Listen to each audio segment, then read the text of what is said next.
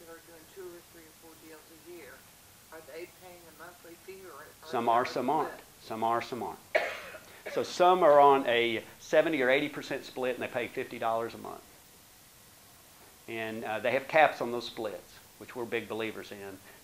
Most agents never get to those caps. Those caps are going to be about 30% more than our max 100% program. Our max 100% program is $10,360 a year. So if you add, there's an extra little REI fee. We charge them a month $10, and we charge a little bit of this, a little bit. The most an agent, doesn't matter if they make $1 million a year, which in decent years we have people make that to them, is $10,800 a year. So the most they can pay us. So we're going to cap our split program about 30% more than that. Most agents will never get to the cap. But if they hear the cap, that's a great recruiting tool to compete against other companies that don't have caps. Steve? Yes, sir. Couldn't you, with the strength you have now, recruit without a cap? Yeah, absolutely. Absolutely. We have people that are moving towards caps because they think they have to in the market. No, you can, no. I use it for ease, for simplicity. It's one extra quiver in the air, but you can absolutely do it without caps. What's the best recruiting tool that is working for us and the biggest failure?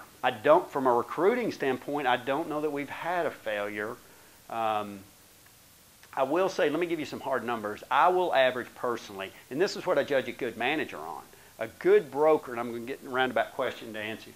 A good broker not only runs their office well and effectively, and the people should be fundamentally happy. At worst, ideally, the bulk of the agents, you'll never get all of them, a bulk of the agents are ecstatic. That is the bulk of your job, and your staff's job is getting them ecstatic. It's how the phone's answered, how they're treated, how they feel about things. But from a recruiting standpoint, I will average hiring. I've never had a year where I've hired under 35 people. I'll average between 35 and 55 a year, every year. And most of these are people that whatever company I was with, most of these are people that my company would not have gotten. Not all of them, because some of them did walk through the door, but most of them. I also do a true count. So a husband and wife come in, but they're acting as a team, that counts as one. A person with 2 licensed assistants, that counts as one. So I don't look at count those numbers. So 35 to 55 a year. My best year was 62. Last year was horrendous. I don't even know my numbers. Now, I was also defocused and doing a lot of other things and adding a lot of initiatives, but it was horrible. I mean, it was something less than 20. I'd never had under 35. I think, if I can't stress this enough, when you're looking at recruiting, you got to go back and look at your office. And if your people, not all of them, you're never going to get these agents. We all know that. But you, by and large, your agents have to be happy. You're wasting your time. You're wasting your time. You're just like a banker trying to get deposits. And if the other depositors are talking to the people that are depositors in your bank, and if those people, yeah, they lose half my money, my accounts are incorrect, I can't keep, you're never going to get them. You're never going to get them. So you've got to turn internally before you start recruiting.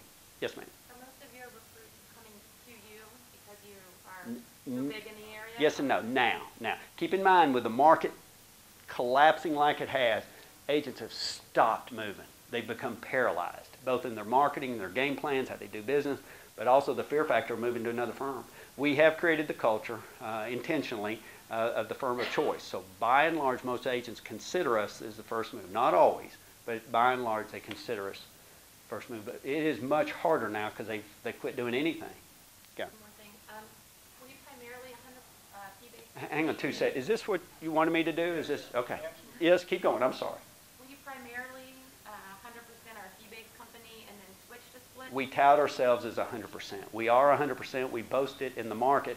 The reality is, if I were to tear the numbers apart, I bet not 40% of our company is 100%. How did you get the message out that you had no fees or you had split programs? Once it got out to our agents, it got out. I do not do mass recruiting, and that can work. I'm just not a fan of that. I think it's hard to attract agents without. Let me also speak, because I'm going to speak out of the other side of my mouth. That sheet, where'd that sheet go? Oh, great, don't lose that. They're welcome to look at it, just don't lose that sheet. Selective recruit. I come out of a background, I was in business for years with a psychologist, and I come out of a background of selective hiring. testing, psychological testing, modeling to hire people. I can hear, and Rich Rector and I've had this discussion. It makes him cringe, but I think he believes me. You cannot do selective hiring in this business and be successful and grow. I'm here to tell you. I will tell you very arrogantly, I spent the first couple of years, because of my background in that, analyzing what is successful. I think I'm by far the best in my market, and maybe most of the Southeast, at determining which agent's going to be successful, and I don't have a clue. I don't have a clue. Because that super sharp person getting in the business plan in hand, money in the pocket, has a strong sales background, committed, they just do nothing. They'll blow you away.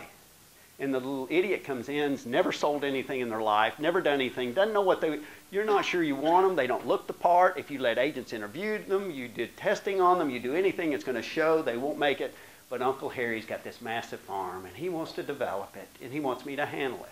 And it's those things, and you need numbers. You need numbers. Now, you exit fast, 6, 8, 10 months, if they don't fit the thing. But if they're not criminal, they're not going to embarrass you, and they want to do it, you give them a shot. And you get a lot of those people, but you get rid of them fast if they don't fit the, fast being 6, 8, 10 months. Yes, ma'am. Okay, 2 questions. Go. Okay, first one is, when you are recruiting agents, and I've just started recruiting myself and became managing broker only 6 months ago.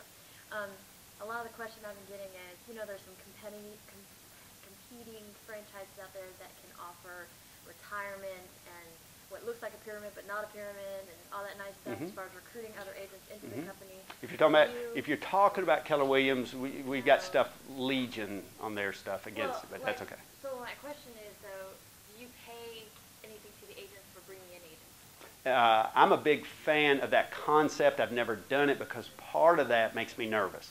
I can tell any agent, because I seek to get our agents as ambassadors. They send me people now. I can look those people in the eye and say, they get nothing out of this. They're doing it because they genuinely believe this is the best place and best for you, and they feel you would be a fit. That argument goes out the window if they're receiving money. But there is some merit to recruiting bonuses. It does influence agents. And I will also say we have some very strong agents in our firm that are ecstatic being there and very proud to be there, yet never recruit for us, never say another word, and that might help. That might help. Okay, and my next question is, congratulations on being mega, by the way. Well, thank you. I don't know what mega means. Can you put that on a deposit slip somewhere? I know there's cash somewhere, and I know there's check. Is there mega on those things? So what strategies did you take when you started to make it mega, or did you just buy out an already successful business? Yes to both those questions. Technically, it did. I was deeply involved in this marketplace, but one of the real founders, so to speak, of the large franchises, I guess, was Vance Berkey. He started very small. He was very early entry into Realty Executives International, bought the first real franchise, took it, and I mean Knoxville, the market I'm in, just latched onto it. And so he both did an excellent job. He had very simple tenets that he followed, and he happened to recruit some pretty strong agents pretty quickly. Therein followed other agents, and he did. He was missing several gaps, the ability to recruit in large numbers, several marketing concepts, the ability to add services for the agents, stuff like that. And that's what I brought. And he hired me 7 or 8 years ago, and it was just a good match. So